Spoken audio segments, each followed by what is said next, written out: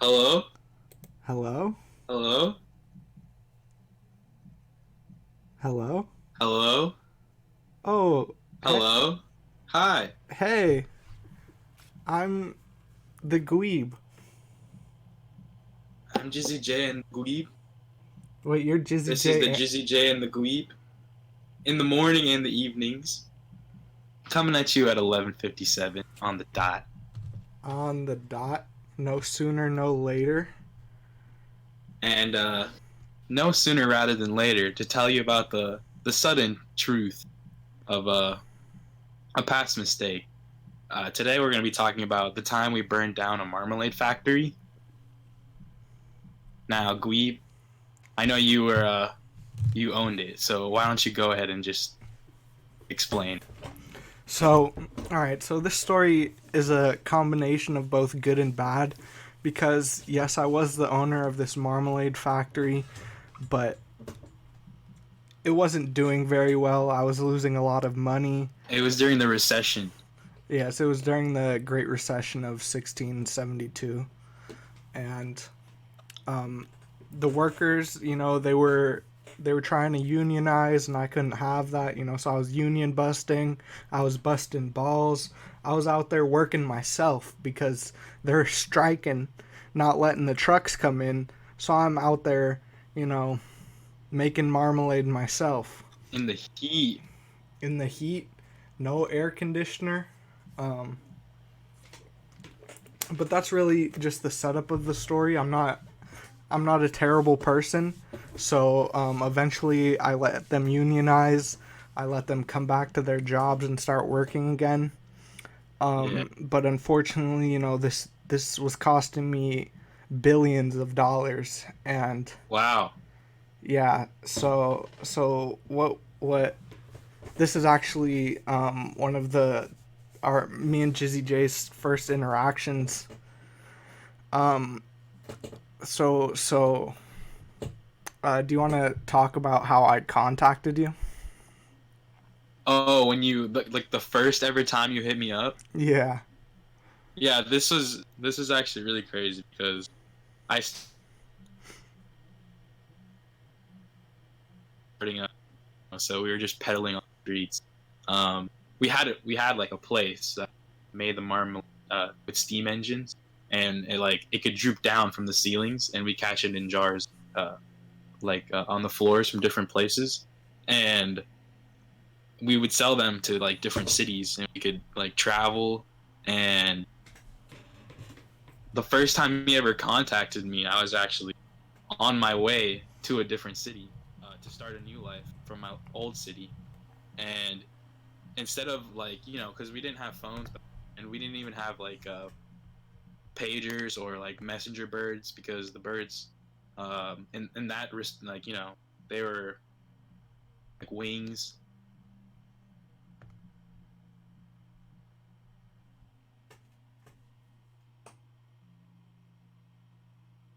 Yeah, the birds back then had no wings. So basically no pager, no wings. The way we contacted each other was actually through mouse messenger. And basically, if you're not familiar with mouse messenger, it's basically what Facebook is today. So you would write your status or your message to whoever you're messaging, and you would post it on your mouse. It's kind of like Twitter in that way. It's like the timeline is just a bunch of mice. So you would post your message on the mouse, and you would just let it go. And eventually, uh, Jizzy J started following my mouse space. Um, I actually followed a mouse to a space, and I remember at the time we were trying to catch as many as we could, to eat. And at the one that I saw, I like I crossed like a lot of miles just to catch him, but he led me to this place, and it was the factory. And the first time I opened the doors, I saw it. It was the sun was coming down and shining through the windows, and I saw the jam drooping from the ceiling, glistening. and the Gweeb was standing there, pouring down his head, and he says, work here, because he knew that I needed a job. It was just it was just something that I saw in his eyes when we made eye contact. I was like, yes, this man is in need of a job. He knew that I was in a jam, and so I took his hand. JizzyJ and the Gweeb. I made him so I didn't have him working. Well, at first he started off working in the factory, on the assembly line, squeezing the jam into the marmalade jars, cleaning the lids, cleaning the jars, cleaning the Mm-hmm. marmalade, scrubbing the marmalade really hard with hot soapy water to make sure that it was clean. But I saw a lot of potential in him, so I said, "Why don't you come work for me as the co-CEO of the Marmalade Company? We're not doing so good right now, but I think with your help, we can make a lot of moves and turn this into something good." So we brought him up into the penthouse of the Marmalade factory. Oh, that place was crazy. Yeah, we had all the different flavors of marmalade lining the walls, the ceilings, the floors. Like you Um, had to wear special boots to walk around, and then there was a place that you can just scoop it up yep, from the walls. yep. Those are the those are my favorite parts. But It was a yeah, little overwhelming. yeah. A lot of people say that when they first visit it. We actually go through about 20 janitors a week because it's really overwhelming for them. Yeah, so it doesn't like rot. Or I don't know how does marmalade like get bad, or is it It, just it fine? it doesn't rot. It doesn't really go bad, but it conglomerates, and you Uh, don't really want to eat conglomerated marmalade. It's just it's not very good. yeah, I It's wouldn't want to step in it either. Yeah, it's not something you would want you would even want to see or be around. But Yeah. it we brought him into the boardroom. We met with the board of members of Congress. Now that was the craziest probably experience of joining the Gweeb.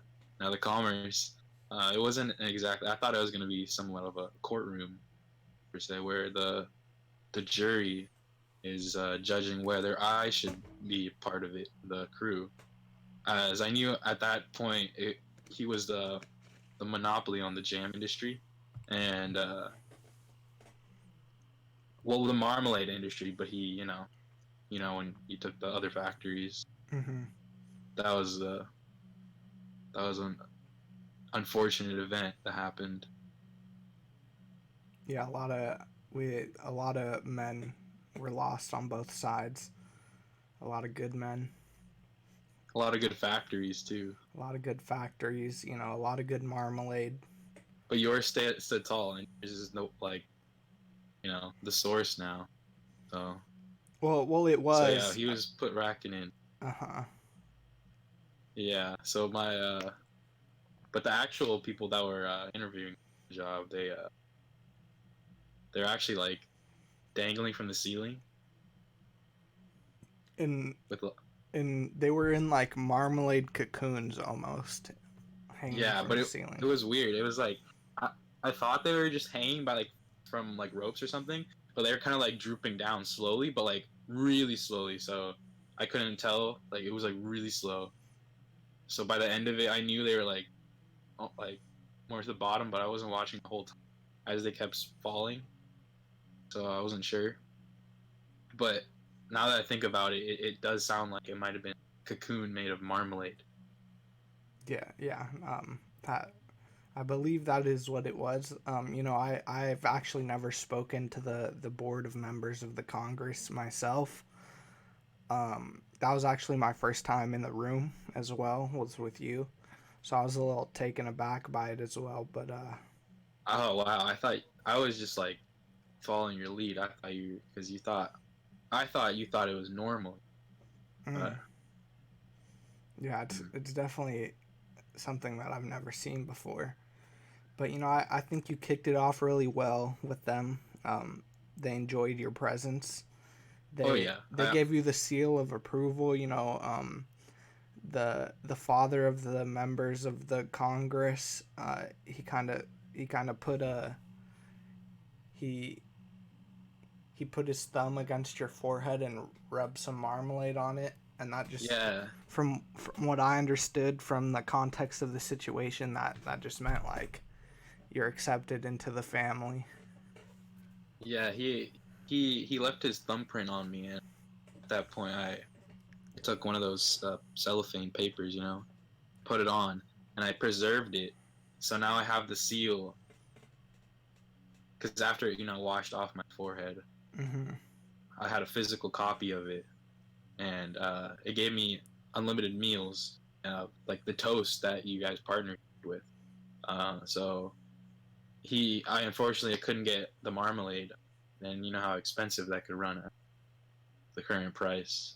Oh yeah. Uh, but I did get the toast, so that's what I've been living quite a time. Right. So yeah, after the seal of approval, um, I immediately took JizzyJ back up to the penthouse, and I immediately had the some workers come up and build him a Marmalade penthouse, connected to mine, and I guess that doesn't really make it a penthouse anymore, but it's kind of like a double penthouse condo Marmalade machine, Yeah. and basically we just got to work right away on how to turn a profit for the Marmalade factory, and this is where Oh yeah. the best idea I've So ever heard came from, and we've been to court for this. We've been tried and found innocent, not guilty. So we're free to share this now, as we can't be tried again for the same crime. But you know, me and JizzyJ sat down, and he presented his 3-step program to how to turn the Marmalade factory into a profit. So at this point, we're losing about $8.96 billion a day, um, due to cost, and we're not making that money back up. We're jacking up the prices every second, but the stocks of the marmalade industry are tough to get into, and there was so big competition, big marmalade. It was a whole big thing. yeah, I had the monopoly, but the competition was just out of the world. It was like alien marmalade and Dirt astronomical. marmalade. They were just coming for the industry, and so they had some very competitive prices because they actually use child labor for their factories, Oh which yeah. is, I've done some bad things in my factory, but I never stooped that low. And that was at the time, and of course, the dark ages. I knew that coming in. I thought I expected that of yours because I expected that of every factory. That was just the norm back then, and I was happy to hear that you came up with a new way to do it without using child labor. Right. Yeah. And instead of child labor, it was kind of revolutionary at the time. Nobody had ever thought of it, but instead of using children to work, uh, my factory, we were the first ones to do this in history ever. We actually Yeah, used adults to do work. and at the start of the century, you Yeah. guys came up with the single most useful tool, probably I'd say, to be used in our time. Takes one part handle, one part shaft, and one part spade. Created the shovel, and that was revolutionary But, at the time. right. And it wasn't just any normal type of shovel, it was like a shovel mixed with a pitchfork. So if you're having a hard time kind of picturing this, picture you have a spoon and you have a fork, and you put them It would together be like for a fapoon. a And poon. yeah, fapoon. So you put the fork and the spoon together to get a fapoon, and then you just you like make it bigger, like 10 times bigger, so you can hold it in both hands, And, you know, that's what I created. Damn. It's like a shovel and a pitchfork. Yeah. The A shovel. Yep, that's exactly it. But to kind of rewind a little bit to me and So, JizzyJ are sitting down in the penthouse office, and we're kind of discussing. He's presenting to me this 3-part plan, and he says to me, "What if we just burnt down the factory, and we use the insurance money, we get that money, and we just run away and start a podcast, and you know, start our other so, endeavors." so at the time, and I love to hear that I heard it, and as my mind was still just, the, the petroleum and the revolutionary ideas that came out of the factories and all the money that we earned. Why don't we put all this to real good use one last time? And so this, ladies and gentlemen, on that night, raining, top of the penthouse, we created the time machine, the first time machine out of all the money that we have gained, all the GDP, and we traveled back in time before stocks.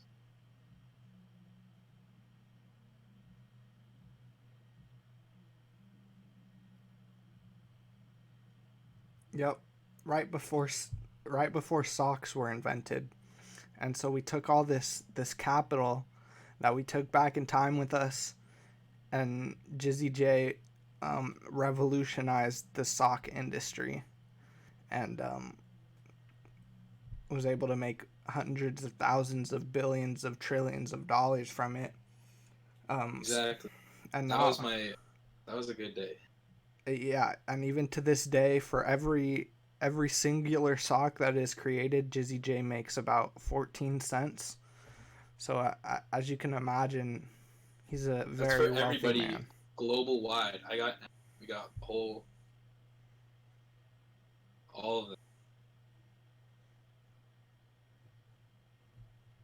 And so after that, I was, that's how I wanted to profit off it. I decided I would use the time travel for just to do like crazy, like dumb shit, And our second time linked back to our first episode of the podcast. Hmm. Right after I got the bag, I decided the first thing I would like to do is slap John Wilkes Booth's ass. Yes, one of our greatest memories of all time. Mm. Um, After that, yeah. So after JizzyJ created socks, you know, we kind of traveled back to the present time, and that was the fateful night that we got really high off of sunflower seeds, and yeah, if you smoke enough of them, they'll take you like to different colors. yeah, you could smell all of the colors that way. But First time I ever smoked color. It was yeah, red.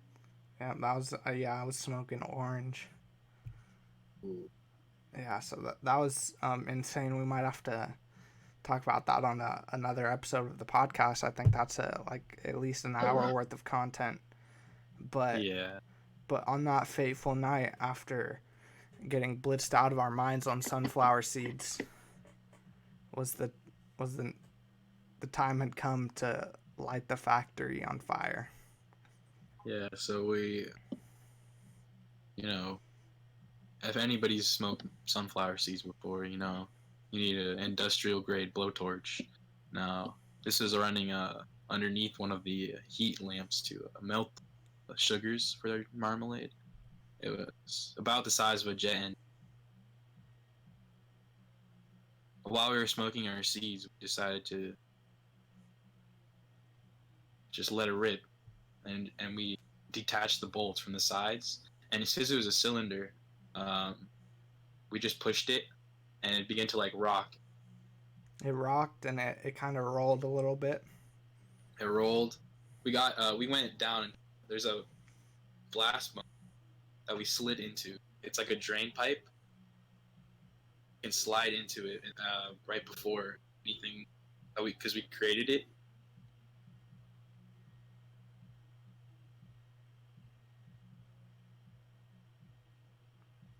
Mm-hmm.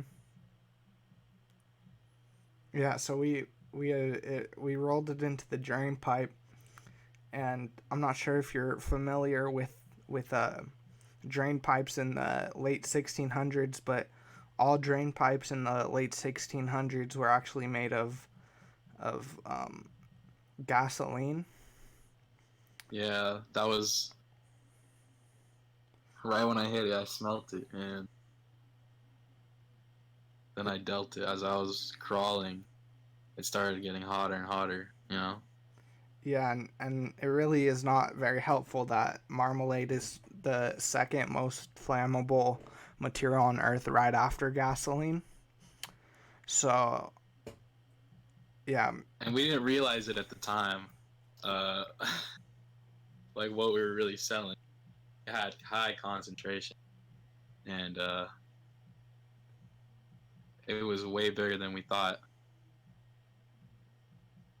So, if y'all didn't know, the mysterious genocide of 1684, everyone said it was a mystery. If you go on Wikipedia, the first word that pops up is mystery. Period. Nothing else. That's because it was covered up. yeah, with the money that we made from embezzlement and Jared's sock creation, we were able to kind of cover up the media about the whole thing. You know, it was a very tragic accident, and you know it's very unfortunate that many people lost their lives. But me and JizzyJ are actually not to blame for this situation. You know, we were the last ones, or we wanted to be the last ones to leave the factory. You know, as they say, a captain goes down with his ship. So you know, I was crying in the corner. I didn't want to leave, but I got up and I started telling all my workers like, "Hey, you guys need to get out of here.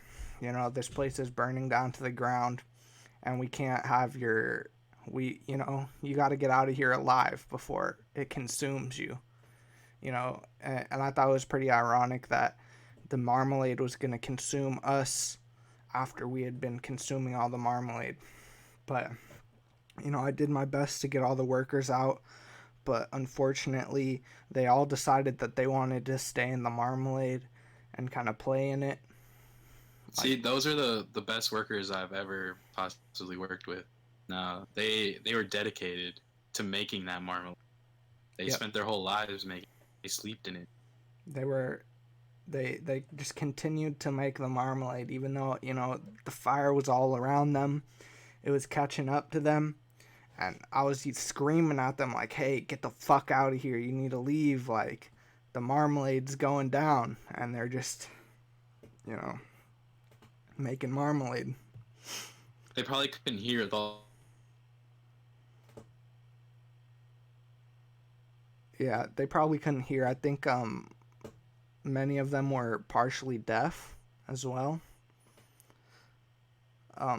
But it got to the point where I couldn't withstand the heat of the marmalade and the factory anymore, and you know, as much as I didn't want to I leave, was I didn't want to leave those workers behind.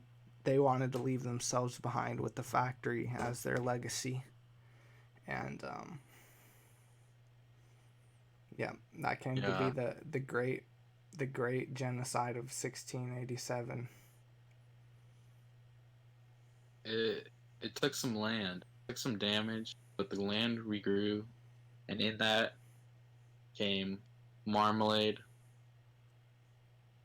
in the um, clouds that was caught. So every season, on one day of a year, marmalade comes out the sky, and the villagers. that were affected and went into hiding. Celebrate that day. It Yeah, was the day that the factory brought them marmalade to their city. and that city is known as Marmalandia. Is actually the marmalade capital of the world. Even to this day. You can't see it on a map. It's gone.